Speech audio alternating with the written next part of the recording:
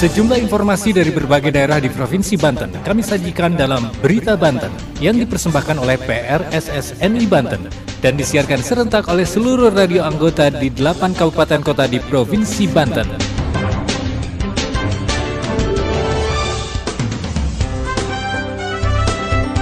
Anda kembali bersama kami di Berita Banten PRSSNI Banten edisi hari ini, Jumat 14 Oktober 2022.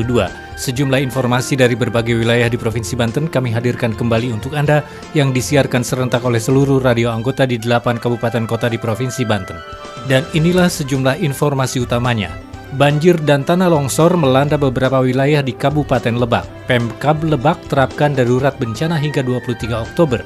Badan Pertanahan Nasional Kabupaten Pandeglang membagikan 139 sertifikat hak milik atas tanah kepada warga. Bupati Berau, Kalimantan Timur belajar pengolahan sampah ke kota Cilegon. Bersama saya Aldi Akbar, inilah Berita Banten selengkapnya. Pendengar, pemerintah desa atau Pemdes Sukajadi Kecamatan Carita Kabupaten Pandeglang bekerja sama dengan Badan Pertanahan Nasional atau BPN Kabupaten Pandeglang membagikan 139 sertifikat hak milik atas tanah kepada warga lewat program pendaftaran tanah sistematik lengkap atau PTSL tahun anggaran 2022. Laporan selengkapnya Mudofar dari Krakatau Radio Pandeglang. Pemerintah desa atau Pemdes Sukajadi Kecamatan Carita Kabupaten Pandeglang bekerja sama dengan Badan Pertanahan Nasional atau BPN Kabupaten Pandeglang membagikan 139 sertifikat hak milik atas tanah kepada warga lewat program pendaftaran tanah sistematis lengkap atau PTSL tahun anggaran 2022.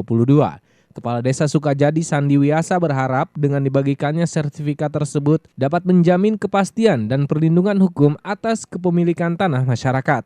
Ia mengatakan pembagian sertifikat PTSL tahap 1 diberikan kepada ratusan masyarakat di desanya dengan jumlah 139 bidang. Pihaknya mengucapkan terima kasih kepada pemerintah pusat melalui Kementerian Agraria dan Tata Ruang atau Badan Pertanahan Nasional atas penerbitan sertifikat tanah dalam program PTSL. Sementara itu, Panitia Tim 4 BPN Pandeglang, Teddy, mengatakan program PTSL untuk Desa Sukajadi yakni 1.000 sertifikat. Saat ini baru dibagikan sebanyak 139 bidang. Sisanya menurutnya akan dibagikan secara bertahap sampai dengan bulan Desember 2022.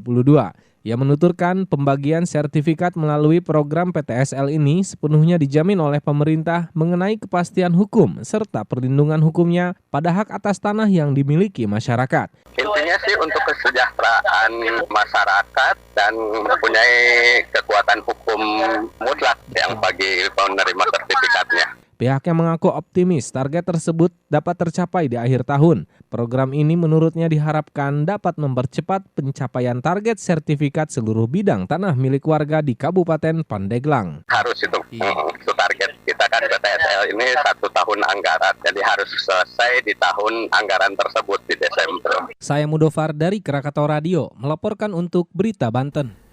Pendengar, Bupati Berau, Kalimantan Timur berkunjung ke kota Cilegon untuk mempelajari pengelolaan sampah menjadi co-firing batubara. Bupati Berau adalah kepala daerah yang kesekian kali datang ke kota Cilegon untuk mempelajari pengolahan sampah menjadi bahan bakar jumputan padat BBJP. Berikut laporan Adnan Ibram dari Radio Pas FM Cilegon.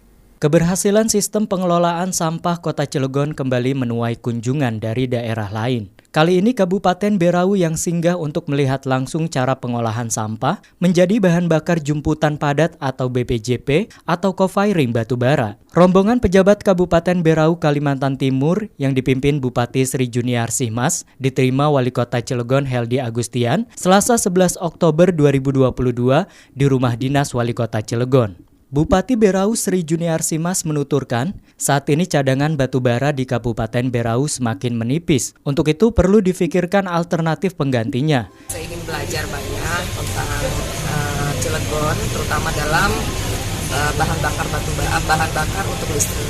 Karena di tempat kami bahan bakar listrik itu dari batubara full. Nah, saya tertarik dengan pengelolaan batubara bahan bakar dari sampah. yang ada pengelolaan tersebut. Makanya kami belajar gimana caranya meski untuk menghemat persediaan batubara yang ada di tempat kami. Bisa jadi percontohan karena kan menghemat batubara. Terkait perkembangan pabrik BBJP di TPSA Bagendung, Heldi Agustian memastikan bahwa pembangunannya sudah memasuki tahap penyelesaian. Ditargetkan pertengahan Oktober ini, pabrik yang anggarannya dibantu PT PLN itu sudah bisa beroperasi memproduksi BBJP.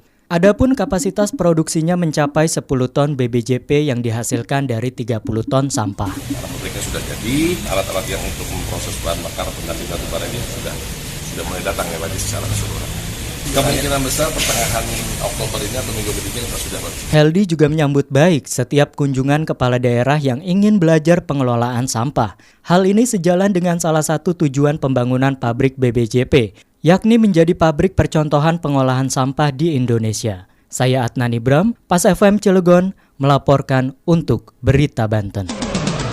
Berita Banten.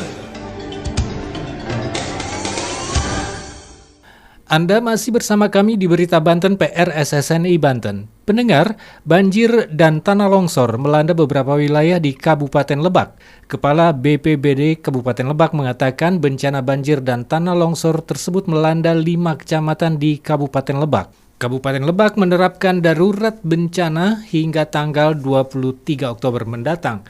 Laporan selengkapnya Puja Pamungkas dari Gens Radio Lebak. Banjir dan tanah longsor melanda sejumlah wilayah di Lebak, Banten pada Minggu 9 Oktober. BPBD mengungkap ratusan rumah rusak akibat bencana itu.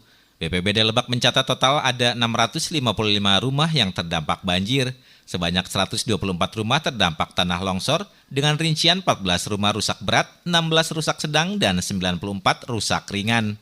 Kepala BPBD Lebak, Feby Rizky Pratama mengatakan, bencana banjir dan tanah longsor terjadi di 5 kecamatan, yaitu di Bayah, Cibeber, Panggarangan, Cilograng, dan Cigemblong.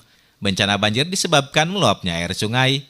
Luapan terjadi di Sungai Cimandur di Bayah, Sungai Cibareno di Cilograng, Sungai Cisiih dan Sungai Cicantra di Panggarangan, Sungai Ciastram di Cibeber, dan Kali Pecang Pari di Cigemblong. Selain rumah, BPBD mencatat ada kerusakan pada infrastruktur akibat bencana banjir. Di Bayah ada jembatan Cimandur putus, jalan antar kampung Cidikit Girang Tambleng terkikis, 2 masjid di desa Suwakan rusak ringan, 4 fasilitas keagamaan rusak ringan. Di Cilograng, jalan poros desa amblas 15 meter tepatnya ada di desa Pasir Bungur. Kemudian ada jembatan penghubung putus di desa Cibareno Cilograng Lebak dengan kecamatan Cisolok, Kabupaten Sukabumi. Di Cikatomas ada jembatan penghubung antar desa yang rusak berat, ada juga jembatan swadaya masyarakat di Sajira yang ambruk. Adanya bencana banjir dan longsor ini, Badan Penanggulangan Bencana Daerah BPBD Lebak menetapkan status tanggap darurat bencana, statusnya berlaku hingga 23 Oktober. Demikian Puja Pamungkas, Gen Radio Lebak, melaporkan untuk Berita Banten. Demikian sejumlah informasi yang telah kami sajikan untuk Berita Banten kali ini. Saya Aldi Akbar, sampai jumpa. Terima kasih Anda telah mendengarkan Berita Banten yang dipersembahkan oleh PRSSNI Banten.